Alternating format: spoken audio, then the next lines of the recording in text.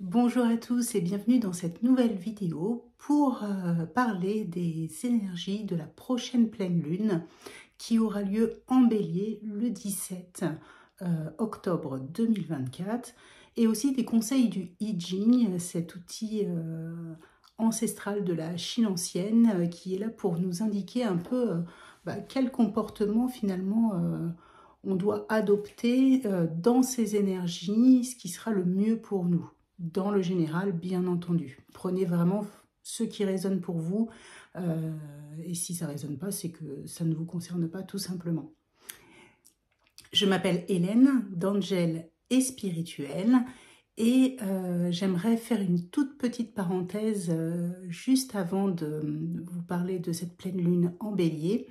Je suis heureuse de vous annoncer que sur mon site angelespirituel.fr, vous pouvez maintenant retrouver ma boutique en ligne où j'ai commencé à mettre des soins intemporels qui sont liés vraiment à chaque symbole Reiki, puisque je suis maître Reiki Shambhala, hypnothérapeute et coach énergéticienne.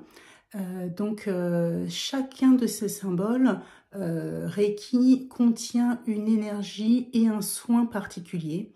Et j'ai voulu les mettre en ligne pour que vous puissiez, quand c'est le bon moment pour vous, sans passer forcément par une consultation ou quoi, de pouvoir vous prendre le soin qui vous convient. Soit parce que le symbole vous parle, soit parce que son intitulé résonne en vous. Sachez qu'en cliquant sur le symbole en particulier, vous aurez toute la description de ce symbole. Alors comment ça fonctionne? Vous pouvez aller sur mon site, vous informer sur en savoir plus sur la pratique Reiki en particulier. Et ensuite aller dans la boutique d'Angel pour choisir un soin. Et une fois que vous l'avez choisi et que vous l'avez commandé, vous recevrez dans les minutes ou heures qui suivent un PDF à télécharger ainsi que votre facture, ça c'est normal. Donc un PDF à télécharger pour vous impliquer également dans ce soin. Alors pourquoi s'impliquer? Tout simplement parce que l'éveil spirituel passe par l'implication et l'intention qu'on y met. Et c'est très important. Dans ce rituel, vous avez comment vous mettre en position d'ouverture et d'accueil de ce soin en particulier. Et vous aurez également des mantras ou sortes de prières si vous souhaitez pour vraiment vous impliquer dans ce soin. Voilà. Comme dans toute chose, il n'est jamais bon de laisser tout aux autres pour aller mieux. Alors, je vais vous donner l'exemple du sportif qui veut courir le 100 mètres et qui veut améliorer son temps. En fait, il va y arriver avec de l'implication, avec de l'exercice, avec une remise en question de lui-même et de pouvoir avancer, même si ça ne lui fait pas toujours plaisir, même s'il n'a pas toujours le meilleur temps, il va s'impliquer de plus en plus jusqu'à réussir et obtenir ce qu'il souhaite et pouvoir faire une course de 100 mètres dans un temps imparti. Et cela n'implique que lui. Et l'éveil spirituel, c'est exactement la même chose. C'est-à-dire qu'on peut être aidé, on peut être guidé, mais il y a un moment donné où il faut s'impliquer dans cette spiritualité. Et s'impliquer dans sa spiritualité et dans son éveil, c'est aussi savoir se remettre en question, savoir que on n'a rien sans rien, qu'il faut vraiment pratiquer certaines choses pour pouvoir acquérir, comment dire, une confiance dans son intuition, dans ses perceptions, dans ce qu'on ressent dans le monde autour de nous, et ça c'est important. Voilà. Quand vous êtes client d'un énergéticien, quel qu'il soit, vous êtes client, vous n'êtes pas patient. Vous n'êtes pas chez le médecin où on vous attendait qu'on vous donne un médicament pour aller mieux. C'est-à-dire que Bien sûr, on vous tend une main, mais il faut aussi que vous aussi vous tendiez cette main vers vous-même et que vous vous impliquiez dans ce soin et dans la réalisation et dans l'accueil de ces énergies. Voilà, donc c'était ma petite parenthèse. J'en ouvre une deuxième, en plus de ces soins intemporels Reiki, que vous pouvez faire en toute liberté, en toute autonomie. Vous avez également juste en dessous les soins bimensuels pleine lune et nouvelle lune que je fais le jour de la pleine lune et de la nouvelle lune et qui sont en lien total avec les énergies de la pleine lune ou de la nouvelle lune, mais aussi du conseil I Ching que je vous donne à chaque fois que je fais les guidances comme aujourd'hui. Vous recevez ce même protocole en commandant le soin pleine lune ou nouvelle lune. Et en plus, le jour de la pleine lune ou la nouvelle lune, une fois que j'aurai fait le soin, j'écrirai un mantra adapté à ce soin et à la guidance I Ching pour vous l'envoyer dans un second temps par mail. Voilà, pour pouvoir vraiment accueillir ces énergies qui finalement filent du pic, c'est-à-dire du pic de la nouvelle lune ou de la pleine lune, et toute la phase descendante ou montante qui suit derrière. Voilà, donc je referme cette deuxième parenthèse. Et donc, que nous dit la pleine lune du 17 octobre? C'est une pleine lune en bélier, et elle nous dit paroxysme de passion en vue. Alors la pleine lune en bélier, déjà le bélier c'est le premier signe du zodiaque. C'est un signe qui est fonceur, qui réfléchit un peu après l'action, pas trop avant on va dire, et qui nous pousse, en fait c'est une énergie qui nous pousse à l'action, qui nous pousse à prendre des décisions. Mais attention parce qu'on est dans une pleine lune, ça veut dire que la pleine lune, ça veut dire qu'une situation, une relation ou nos émotions, il y a quelque chose qui est arrivé à son paroxysme, qui est arrivé vraiment au bout d'un chemin, qui est vraiment, la lune est pleine, donc c'est vraiment, on est arrivé au bout de quelque chose et c'est un point culminant quelque part. Donc je lis mes notes en même temps, hein, désolée. Donc attention à ne pas s'échauffer, à ne pas prendre de décisions trop hâtives, de ne pas être trop désobligeant. Ça va être important justement de freiner au lieu de foncer tête baissée comme le bélier, quelque part.